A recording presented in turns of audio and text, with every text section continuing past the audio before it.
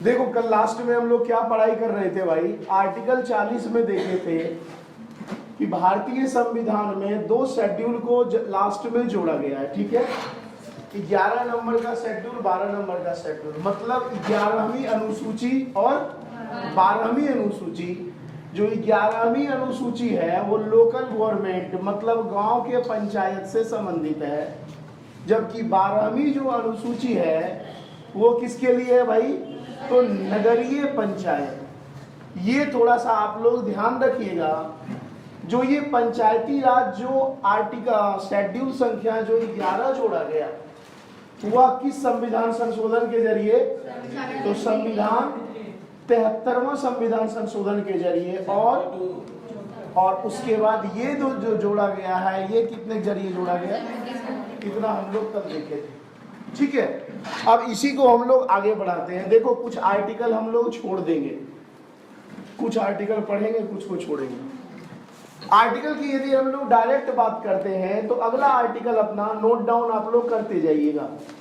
भारतीय संविधान का जो अगला आर्टिकल आया है वह हमारा क्या आया है, 42।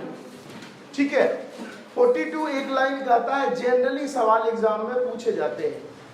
अब यहाँ क्या कहता है 42 कहता है स्टेट गवर्नमेंट, ध्यान से पहले चीजों को सुनो, राज्य सरकार सभी को जो काम देंगे वो बराबर देंगे। जैसे राज्य सरकार देखिएगा कई तरह की मजदूरी प्लान चलाते हैं, कई योजना चलाते हैं। कहने का मतलब यह है कि यदि कोई पुअर फैमिली से है और कोई रिच फैमिली से है, सभी को काम के मामले में बराबर वो अधिकार देंगे। ऐसा नहीं है कि कोई दिहाड़ी मजदूरी बेचारा कर रहा है, किसी को 500 रुपए दे दिया, किसी को 400, ऐसा कोई कंडीशन नहीं है। तो यहाँ पे आर्टिकल 42 कहता है काम के क्षेत्र में, है ना, काम के क्षेत्र में न्याय की व्यवस्था, ध्यान रखना ये चीज, न्याय की व्यवस्था।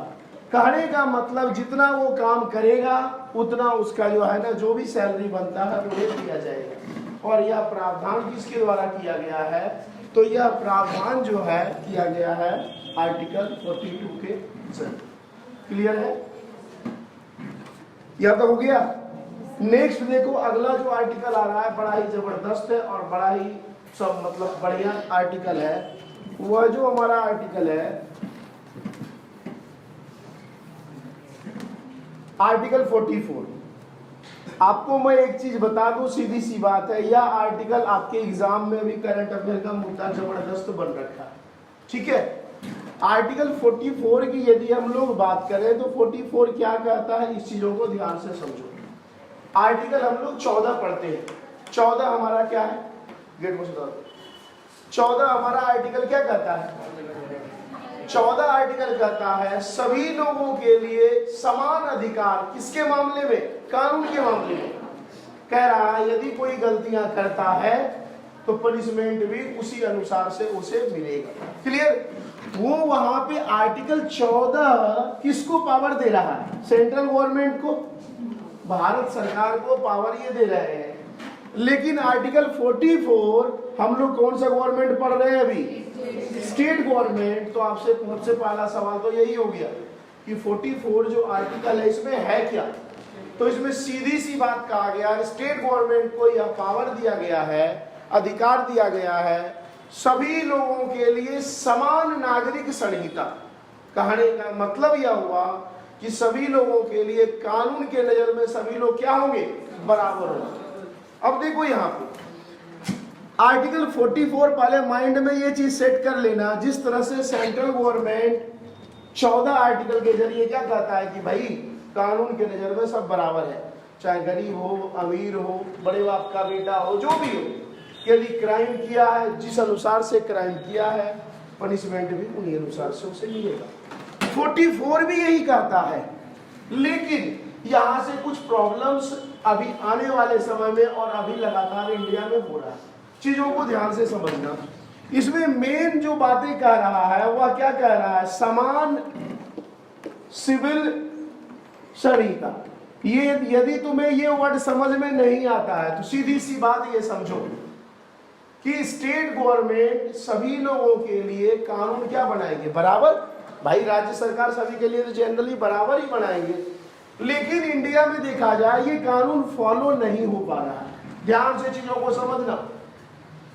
इसमें इनडायरेक्ट रूप से या डायरेक्ट रूप से 2-3-4 चीजों की और चर्चा है। जैसे बच्चे को गोद लेते हैं, गोद लेना, तालाक मुद्दा या वैवाहिक संबंध, ये सभी चीज जो है इसमें इनडायरेक्ट और डायरेक्ट दोनों तरीके से। हाल फिलहाल में देखा जाए आर्टिकल 44 अपने आप बड़ा है, ध्यान रखिएगा। इंडिया में 2 ऐसे प्रॉब्लम्स हैं, एक तरह से कह सकते हो महिलाओं के लिए ये प्रॉब्लम का सब्जेक्ट ही है, खास करके मुस्लिम महिलाओं के लिए। सुप्रीम कोर्ट एक आदेश दिए थे, वह दिए थे 2017 में। पहले चीजों को सुन ले, उसके बाद अपने अनुसार से रीड आउट कर लीजिएगा, लिख लीजिए। सुप्रीम कोर्ट का मुद्दा आया, काफी लंबे अरसे से चल रहा था, मुस्लिम महिलाओं के साथ बड़ा ही टॉर्चर हो रहा था। जैसे एक नॉर्मल कानून आया था, 3 बार जो है कुछ भी कोई भी नॉर्मल मुद्दे में भी यदि पति बोल दिया भाई तालाक तालाक तालाक तो हो गया मैटर करा। तो यहाँ पे 3 तलाक मुद्दा बड़ा ही एक्टिव हुआ था। सुप्रीम कोर्ट डायरेक्ट पार्लियामेंट को, भारत सरकार को यह आदेश दिया। कब दिया भाई? 2017 में। और साफ साफ बोला कि भाई एक कानून बनाओ, और यह कानून कैसा होना चाहिए?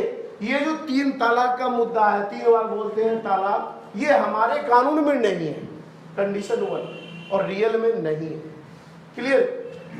इंडिया में जितने भी धर्म हैं क्या क्या है, नॉर्मली देखा जाए मेजोरिटी तो एक अपना हिंदू हो गया, सिख हो गया, बौद्ध हो गया, जैन हो गया, पारसी हो गया। मुस्लिम को छोड़कर सभी लोग जो हमारे संविधान में, जो हमारे कानून बने हैं, क्लियर? साफ साफ में बातें कर रहा हूं। मुस्लिम को छोड़कर जो हमारे संविधान में जो भी रूल रेगुलेशन है उसको हर कोई फॉलो कर रहा है। लेकिन मुस्लिम समुदाय के एक बहुत बड़ा जो है ना एरिया जो है, वह जो है इस कानून को फॉलो नहीं करता। वो कहता है मेरा कानून अपना है। और मुस्लिम का जो अपना कानून है, ध्यान रखना, वो अपने आप से बना लेते हैं, उसे कहते हैं, क्या कहते हैं? शरीयत। हालांकि कई बार इसे शरिया भी कहा जाता है। तो उनका कहना है कि भाई मैं इसके आधार पे चलूंगा, लेकिन देश एक है, देश में जो भी लोग रहेंगे उन्हें क्या मानना पड़ेगा? संविधान की बातें। इसी कारण से प्रॉब्लम्स हो रहा था। सुप्रीम कोर्ट आदेश दिया 2017 में, किसको? पार्लियामेंट को, संसद को, भारत सरकार को, कि भाई इस कानून में चेंज लाओ। और उसके बाद ध्यान रखना, गवर्नमेंट के द्वारा, गवर्नमेंट मतलब lower house, upper house, Lok Sabha और राज्यसभा के द्वारा एक बिल लाया गया, 3 तलाक बिल। कब लाया गया? जुलाई 2018 में। ध्यान रखना ये सब चीज। और यह बिल पास हो गया पार्लियामेंट में। जब कानून पास होते हैं तो पहले बिल होता है, जिसे हम लोग विधेयक कहते हैं। उसके बाद जैसे ही राष्ट्रपति का मुहर लग जाएगा तो वह किस में कन्वर्ट हो गया? क्लियर है तक? तो यहाँ पे यही हुआ, जुलाई में दोनों हाउस में गया भाई, पास हो गया, लोअर हाउस, अपर हाउस। और फाइनली यह कानून, बिल कानून बनने के लिए राष्ट्रपति के पास आ गया। और यह कब आया? 19 सितंबर 2018। और भारत में एक नया कानून लागू हो गया, और वह था 3 तलाक कानून एक्टिव हो गया। कि यदि ऐसा कोई करता है बंदा, ठीक है, 3 बार बोल दिया तालाक, ये तो कोई लॉजिक चीज है ही नहीं, तो मनमाना हो गया एक तरह से। इसको रोकने के लिए ये कानून लाया गया। यदि बंदा कोई ऐसा करता है, और मुस्लिम समुदाय में ये चीज था, यदि ऐसा करता है तो गवर्नमेंट डायरेक्ट बोल दिया, बिना वारंट का उसका गिरफ्तारी होगा। हो सकता है एग्जाम में टिप में पूछ दे कि भाई ऐसा यदि करता है तो क्या हो सकता है। यदि मुस्लिम महिला या जो भी है वो यदि कंप्लेन कर देते हैं तो बिना वारंट, बिना पूछे उसको उठा लेगा पुलिस वाले, और कम से कम उसे कितने साल की सजा सुनाई जाएगी? 3 साल की सजा। तो यह हमारा था आर्टिकल 44। क्लियर है? 44 में है क्या? स्टेट गवर्नमेंट पावर दे रहा है भाई। अब स्टेट गवर्नमेंट पावर दे रहा है, क्या कह रहा है? समान सिविल संहिता, मतलब सभी लोगों के लिए कानून क्या है? बराबर है। और भारत में सभी लोग इसका फॉलो कर रहे थे। हालांकि अभी भी जो है मुस्लिम समुदाय के बहुत बड़े वर्ग जो है वो इसको फॉलो करते हैं, शरीयत को। ये यही कहते हैं कि मेरा जो कानून है वह सरिया है या शरीयत। क्लियर? मेन मुद्दा इसमें ध्यान यही रखना है आपको, ये 3 तलाक मुद्दा करंट अफेयर का क्वेश्चन है और एग्जाम में धड़ल्ले से पूछे जाते हैं।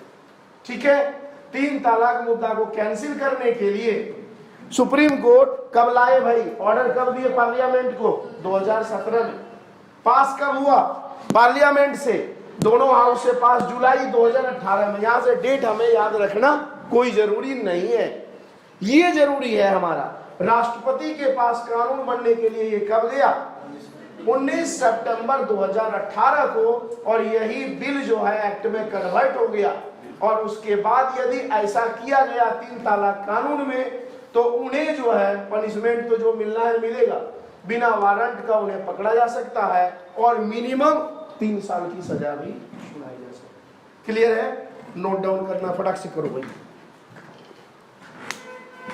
ये ध्यान रखना, मैं बार बार कह रहा हूं। ये 2018 17 में आया, 18 में ही अप्लाई हो गया देश में, और ये चालू है। ये पूछा जा सकता है, इजीली सवाल मैं बता दे रहा हूँ, ये कई बार पूछा भी गया है। अपने हिंदुस्तान में सभी लोग रहते हैं, संविधान को कुछ लोग अभी भी फॉलो नहीं करते हैं, और ये बिल्कुल गलत है। सभी लोग कर रहे हैं भाई, इंडियन है तो भाई फॉलो करो जो कानून बन रखा है। हो गया? हो गया? मिटाओ इसे।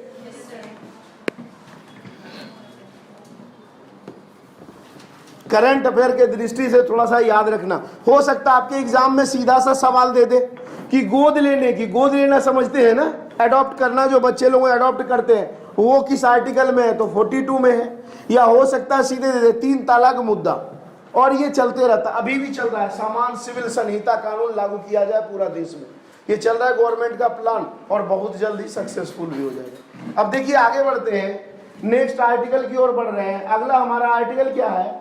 45। ठीक है, अगला आर्टिकल 45 कहता है कि भारत के जितने भी बच्चे हैं, बच्चे कहां से कहां तक?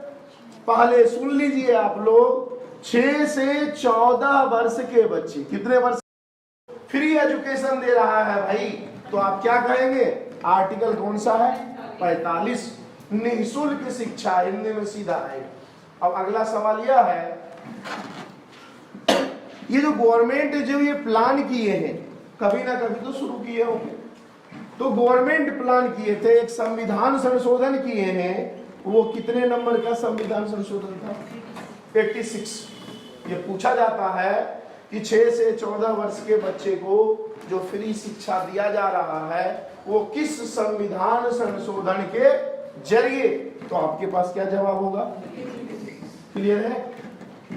ये प्रावधान जो किया गया भाई, संविधान संशोधन तो 86वां था, लेकिन किस वर्ष से किया गया? तो 2002।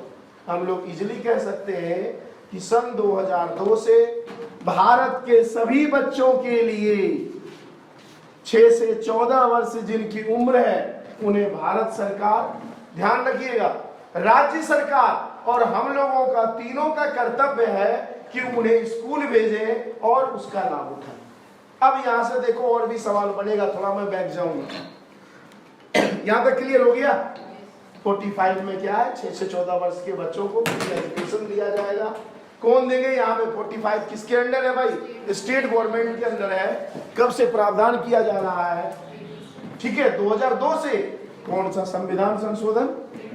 अच्छा, कल बता रहे थे संविधान संशोधन कहाँ से लिया गया भाई? साउथ अफ्रीका से। अच्छा एक चीज बताओ, संविधान संशोधन साउथ अफ्रीका से लिया गया, तो भारत में इसके लिए कौन सा आर्टिकल है? 368 या 67? बताओ, कंफर्म करो पहले आप। कंफर्म है ना? 368 में यह कहा गया है कि जो भी संविधान में चेंज आएंगे संविधान संशोधन के जरिए, और यह अफ्रीकन संविधान से लिया गया 368। क्लियर है? देखो यहाँ पे कुछ और सवाल बनेगा, इसे मिटा दूं भाई? हो गया, नोट डाउन कर लिए, कीजिए, साथ के साथ करते जाइए, पढ़ते जाइए।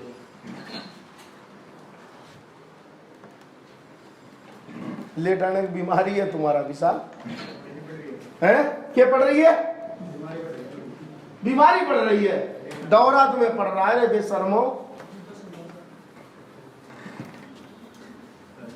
देखो भाई, अब यहां पे यदि देखा जाए, अगला अब यदि देखा जाए तो यहीं पे मैं बात अभी कर रहा हूं free education. Free education Bharat के संविधान के 3 जगह है भाई। अच्छा यदि ये पूछा जाए तुम लोगों से 2002 से पहले फ्री एजुकेशन नहीं था तो वो एक संविधान में वर्णन था। गवर्नमेंट तो शुरू से दे रही है फ्री एजुकेशन, ठीक है, लेकिन कंप्लीटली जो है ना उसके लिए जितना प्रावधान बनना चाहिए, जो प्रक्रिया होनी चाहिए, वो सन 2002 में बनकर तैयार हो गया। भारत में देखो इसके लिए प्रमुख 3 आर्टिकल ध्यान रखना है। एक आर्टिकल संख्या 21A, कोई दिक्कत? यदि पूछा जाए 6 से 14 वर्ष के बच्चे को फ्री एजुकेशन दिया जा रहा है किस किस संविधान के अनुच्छेद आर्टिकल में, तो पहला हमारा क्या हो गया आर्टिकल 21A, दूसरा अभी तुरंत पढ़े थे भाई आर्टिकल संख्या 45, और तीसरे की बात करें जो हम लोग आगे पढ़ेंगे मौलिक कर्तव्य, फंडामेंटल ड्यूटीज। ध्यान रखिएगा, आप लोग लिख लीजिएगा फंडामेंटल ड्यूटीज या मौलिक कर्तव्य की नंबर संख्या जो है कितने नंबर? 11 नंबर। ये तीनों जगह बात एक ही चीज कहा गया है कि भाई 6 से 14 वर्ष के बच्चे को कैसा अधिकार दिया जाएगा? फ्री शिक्षा का। ये तीनों इंपॉर्टेंट है, ध्यान रखना ये चीज। देखो आर्टिकल 21A सेंट्रल गवर्नमेंट को पावर दिया गया है, 45 स्टेट गवर्नमेंट फंडामेंटल ड्यूटीज हमारा भी यह अधिकार है कि जो बच्चे इधर उधर जो है ना घूमते रहते हैं, बहुत तरह के लोग होते हैं, तो उनको स्कूल का रास्ता दिखाना। यहां तक क्लियर हो गया? ये नोट डाउन करते जाओ फटाफट भाई।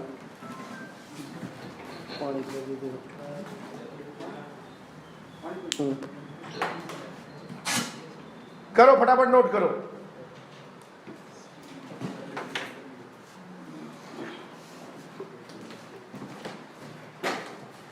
हो गया?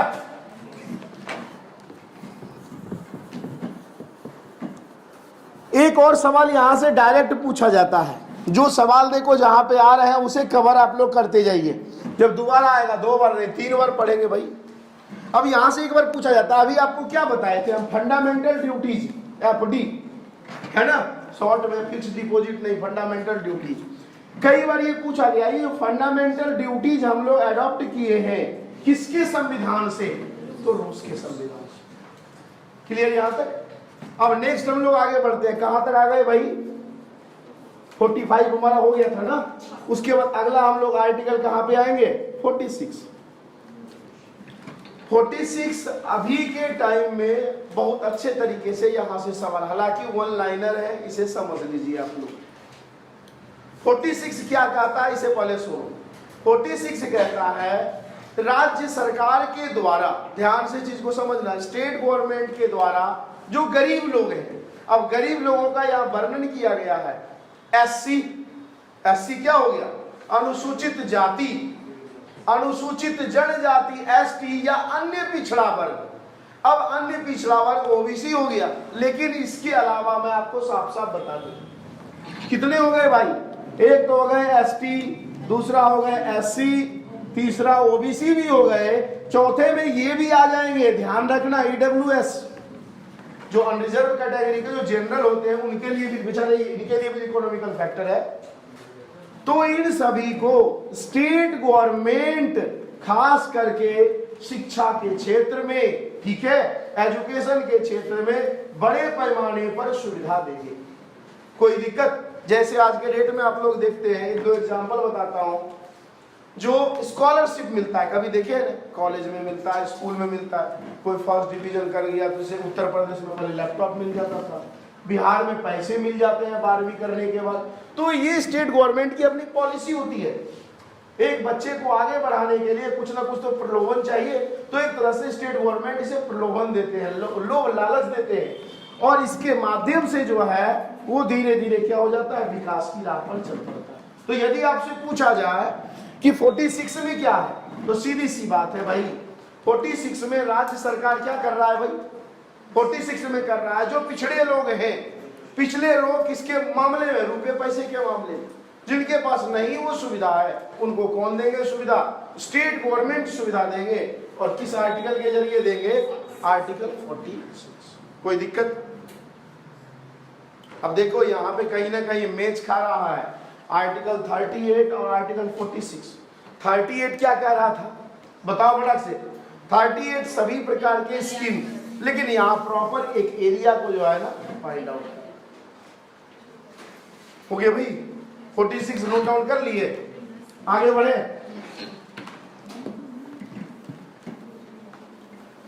आगे देखिए अगला आर्टिकल्स कुछ फैक्चुअल है, जहां पे जो जरूरी चीज है वो मैं बताते जा रहा हूं। अगला आर्टिकल है पोषाहार वितरण। पोषाहार समझते हैं, न्यूट्रिशन समझते हैं आप लोग, है ना? राज्य सरकार में देखिएगा, सभी राज्यों में देखिएगा आंगनवाड़ी केंद्र चलते हैं, है ना? या सरकार देखिएगा ये राशन वगैरह देते रहते हैं, बीपीएल कार्ड जो भी जितने भी कार्ड धारक होते हैं, क्यों देते हैं? उनको आगे बढ़ाने के लिए। तो सभी लोगों के लिए पोषाहार सुविधा, या यूं कहो जैसे प्रेग्नेंट महिला होती है, गर्भवती माताएं होती है, प्रेग्नेंट होती है, उन्हें देखना सरकारी हॉस्पिटल में देखना फ्री इलाज करवाए जाते हैं।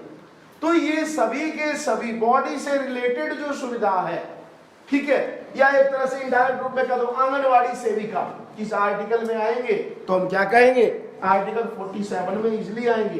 क्यों? क्योंकि जो है ना, क्यों जनरली यदि देखा जाए तो 46 तक हम कुछ और देखे, 47। अब एक चीज बताओ 45 में क्या देखे? अभी आर्टिकल 45 में क्या देखे थे? Free education. कहां से कहां तक के बच्चे को? 6 से 14। तो 6 से पहले भी तो कुछ होगा। तो जन्म लेने से लेकर 6 वर्ष तक के बच्चे को, चाहे मेल हो फीमेल हो या जो भी हो, उन्हें सुविधा कौन देंगे? आप लोग जानते होंगे, आपके आसपास यह केंद्र होता आंगनवाड़ी केंद्र, ये सुविधा देते हैं। तो देखो सरकार का कितना अच्छा स्कीम है। 6 वर्ष से पहले कहा भाई फ्री सुविधा लो, आंगनवाड़ी। 6 से 14 में कहा जाओ, स्कूल वगैरह में दाखिला करो। उसके बाद देखो 46 के जरिए क्या होगा? स्कॉलरशिप वगैरह हायर पढ़ाई के लिए, बड़े उच्च पढ़ाई के लिए क्या मिलेंगे? उन्हें सुविधा मिल जाएगी। तो सरकार सभी प्रकार की सुविधा देती है। हम लोग ना जानते हैं वो अलग मैटर है। उनके बहुत सारे स्कीम है जो देती है और उसका लाभ सभी को उठाना चाहिए। क्लियर हो गया?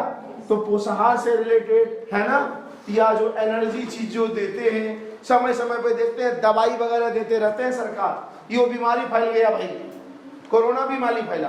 कोरोना जब बीमारी फैल गया तो इसमें क्या किए? फ्री दिलवाई इंजेक्शन। या आए दिन होता है डेंगू होता है, तो मच्छर वगैरह भगाने के लिए जो होते हैं, तो वो सब क्यों करते हैं? क्योंकि इम्यून सिस्टम, इम्यूनिटी सिस्टम हमारे आपके पास एनर्जी क्या रहे? बरकरार रहे। वो सभी के सभी हमारे किस आर्टिकल में आ जाएंगे? तो आर्टिकल 47। अब कोई दिक्कत? क्लियर? तो 47 कोई भी पूछे तो आप रट्टा मत मारिए, चीजों को समझो क्या कर सकती है सरकार। और ये एक बार यदि समझ जाएंगे तो मुझे नहीं लगता कोई परेशानी आप लोग को होनी। क्लियर है यहाँ तक?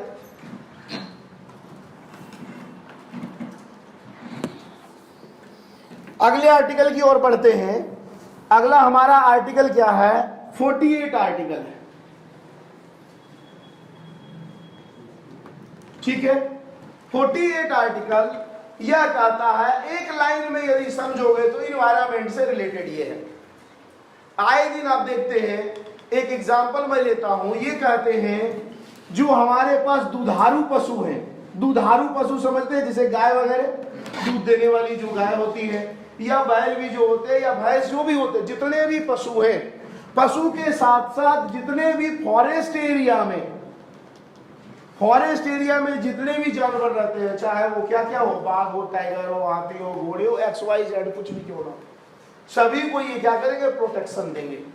यदि पूछा जाए कि 48 क्या कहता है, तो 48 जो राज्य सरकार का जो अपना एक दायरा है, उस दायरे में, ठीक है, जो भी सुविधाएं हैं इन्वायरमेंट के लिए, इन्वायरमेंट मान लो आए दिन देखते हो कंपनी जो है ना बड़े पैमाने पे रिलीज करती है गैस निकालती है, उससे क्या होता है? इन्वायरमेंट हीट हो रहा है।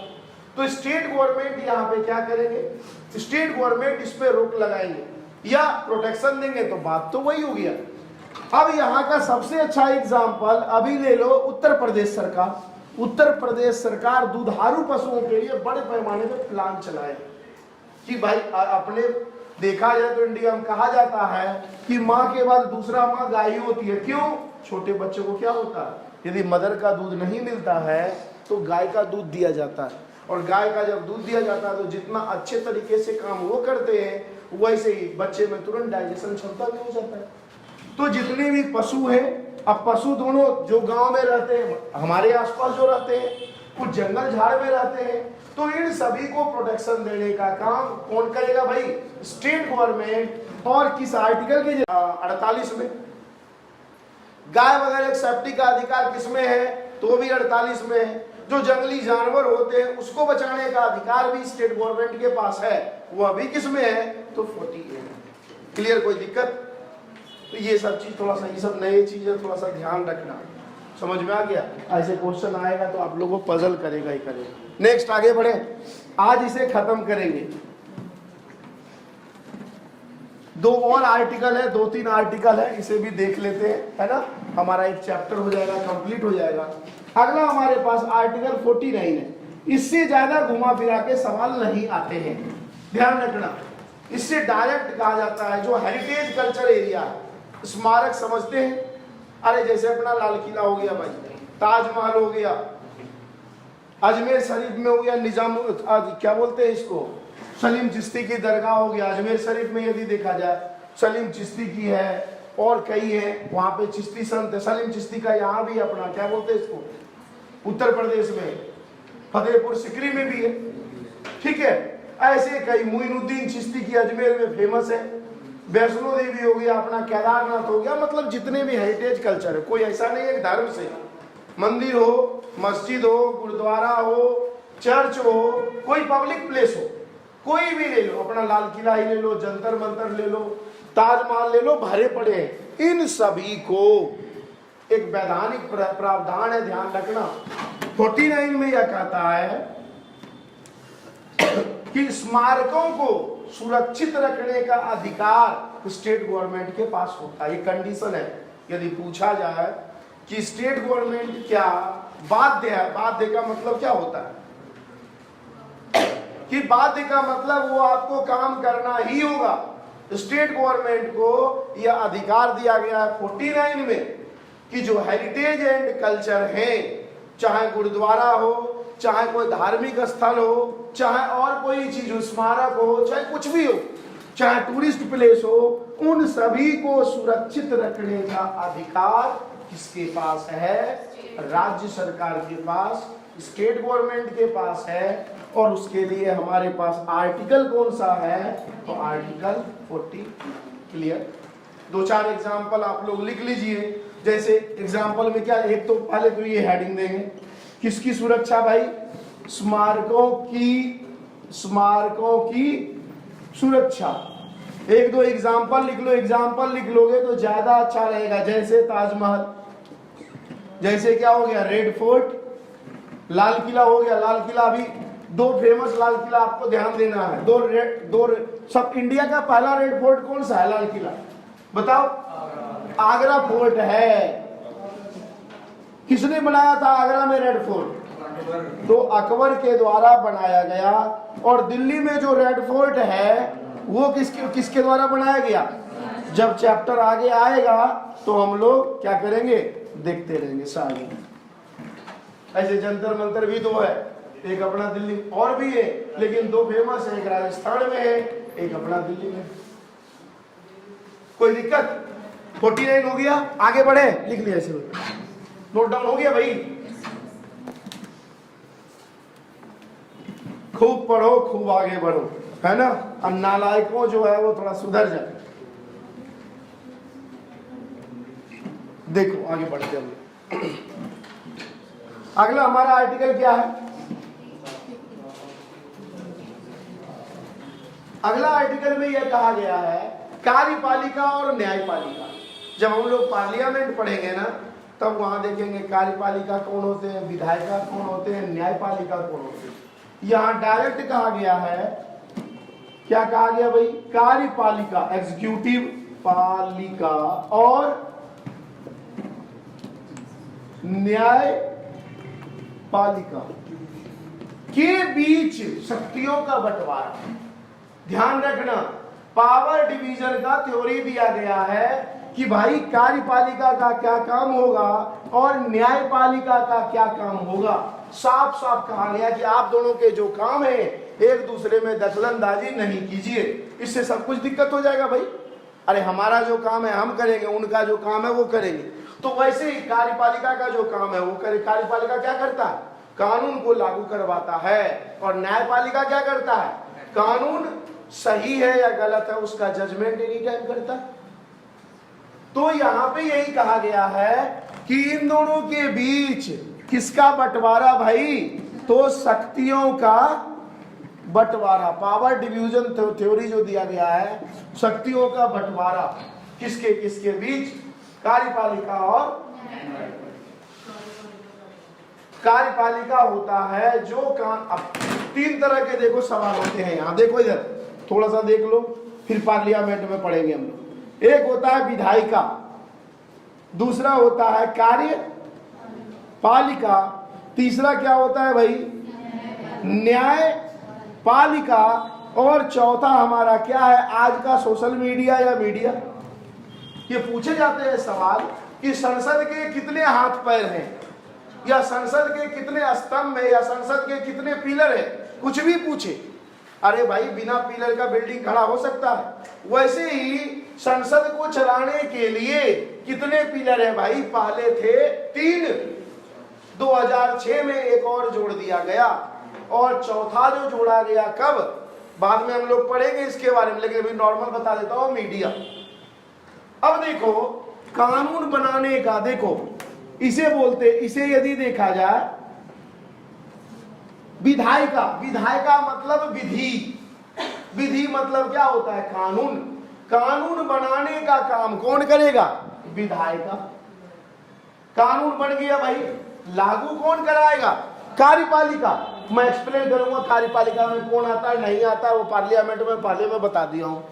बनाया विधायिका, लागू कराया कार्यपालिका। अब बताओ कानून गलत हो गया या सही है? जजमेंट तो कोई करेगा, तो उसके लिए जज बैठा है जिसे क्या कहते हैं? न्यायपालिका। अब बताओ सरकार कोई कानून बना दिया, तो ऐसा तो नहीं है कि गवर्नमेंट जो है आपको स्पेशल जो है फोन करेंगे, है ना, कि भाई मैं कानून बना दिया हूं तुम्हारे लिए। ऐसा तो नहीं हो सकता है, ठीक है। तो इस कंडीशन में क्या होता है कि न्यायपालिका जजमेंट दिलाया, और मीडिया काम क्या करता है? सरकार की बातों को हम तक पहुंचाता है, और जनता की बातों को किसके तक? सरकार। कोई दिक्कत? क्या चीज? ये हो गया लेजिस्लेटिव, लेजिस्लेचर हो गया, ये हो गया एग्जीक्यूटिव, ये हो गया जुडिशियरी, ये हो गया मीडिया। चारों के चार, ठीक है, हो गया। मिटाओ इसे। चलो आखिरी है अब, लास्ट। हम लोग क्या कल देखे थे? पिछले क्लास की बात करें तो पिछले क्लास में हम लोग देखे थे कि भाई क्या पढ़ रहे थे हम लोग? भाग क्या पढ़ रहे थे? 4। आर्टिकल कहां से कहां भाई? 36 से 51, 50 तक तो आ गए हम लोग। आखिरी आर्टिकल चल रहे हैं। कुछ आर्टिकल नहीं पढ़ाए, एग्जाम में नहीं पूछे जाते हैं, सिंपल सी बात है। और इतना आर्टिकल पढ़ना भी पॉसिबल नहीं है, जो जरूरी है वो पढ़ो भाई। 51 कहा गया है, ध्यान रखिएगा, सीधी सी बात। अंतरराष्ट्रीय संधि शांति सुरक्षा, इसमें और भी हम जोड़ सकते हैं। कहने का मतलब यह हुआ आर्टिकल 51 के जरिए इंटरनेशनल रिलेशन की बात कही गई। कोई राज्य सरकार मान लो कहीं कंपनी लगाएगा, या अमेरिकन कंपनी आएगा, भारत के किसी न किसी राज्य में ही तो लगेगा, क्लियर। तो अंतरराष्ट्रीय संधि हो, अंतरराष्ट्रीय सुरक्षा की बात करें, शांति की बात करें, वो सभी के सभी भारतीय संविधान के कौन से आर्टिकल में है भाई? आर्टिकल 51 में संबंध। कोई दिक्कत? अब एक सवाल यहां से बड़ा इजीली पूछा जाता है कि मान लो, अब एक चीज बताओ, मान लो उत्तर प्रदेश सरकार है, क्या अपने मन से अमेरिका से दोस्ती कर लेगा? क्या नहीं कर सकता। कोई भी राज्य सरकार किसके अंडर है? भारत सरकार के अंदर। जब तक भारत सरकार आदेश नहीं देंगे, या हम लोग विदेश जाते हैं, कई लोग जाते हैं विदेश घूमने भाई, तो क्या ऐसे चल जाते हैं, बस का टिकट कटा लिए चल गए? नहीं ना, ऐसा तो नहीं है प्रावधान। उसके लिए क्या होता है, वीजा, पासपोर्ट वगैरह होता है। एक दो बच्चे होते हैं वो अलग मैटर है भाई, वो तो टेररिस्ट में घोषित हो जाते हैं। अब देखो यहाँ पे तो सेंट्रल गवर्नमेंट का मोहर लगेगा, तो ये पूछा जाता है सवाल कि अंतरराष्ट्रीय जो संधि होगा तो वो किसके जरिए होगा, 51 के जरिए।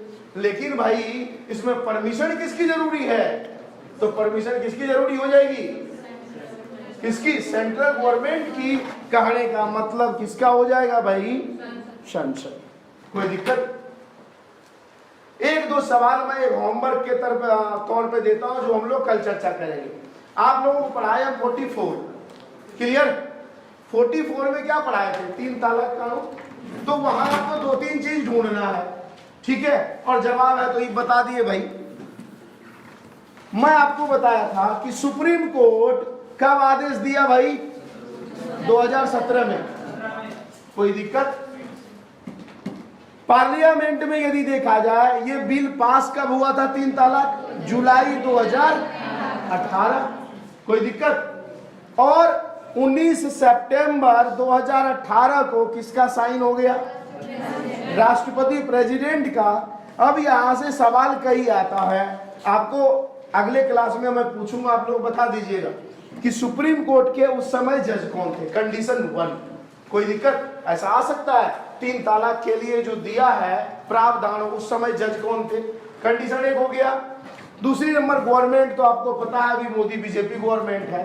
2018 में राष्ट्रपति जब फाइनल साइन किया तो कौन थे राष्ट्रपति, अच्छा चलो एक तो बता दिया, रामनाथ कोविंद था। और उस समय कानून मंत्री कौन थे, बताओ, यदि पता है फटाक से बताओ, ये ओवर करते हैं क्लास। चलो कोई 3-4 तरह के सवाल है। देखो सुप्रीम कोर्ट के उस समय जज कौन थे, गवर्नमेंट तो पता है बीजेपी गवर्नमेंट, एक बता ही दिया। उस समय राष्ट्रपति कौन थे जो साइन किया, रामनाथ कोविंद। इससे पहले अभी कौन है, द्रौपदी मुर्मू जी से पहले। और उस समय कानून मंत्री कौन थे, नहीं पता है तो कल बता देंगे। इतना आप लोग थोड़ा सर्च कीजिएगा, ठीक है, कल।